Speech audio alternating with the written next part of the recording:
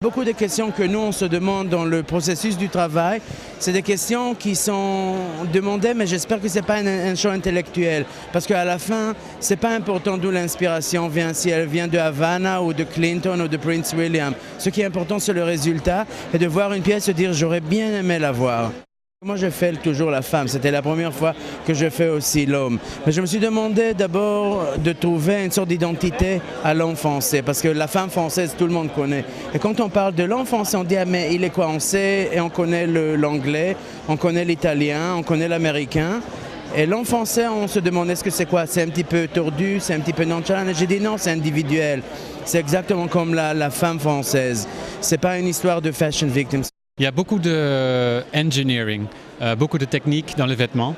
On avait des manteaux qui étaient juste pliés en fait, avec des revers qui n'étaient pas un vrai revers, mais qui venaient en fait du devant, mais qui étaient juste des plis laissés ouverts. Mais tout ce travail en fait qu'on fait dans le studio, comme un laboratoire, à la fin, pour moi, ce qui est le plus important, c'est qu'on ne le voit pas. Beaucoup de recherches sur les matières. Il y a des matières qui sont des tissus exclusifs qu'on développe au début de la saison. Des matières qui sont très légers, mousseux, épais. On avait des finitions sur des tissus qui étaient un peu vieillis, vécus. Donc tout ça, c'est pour mélanger beaucoup de textures différentes, pour donner une espèce de profondeur, une richesse aux vêtements.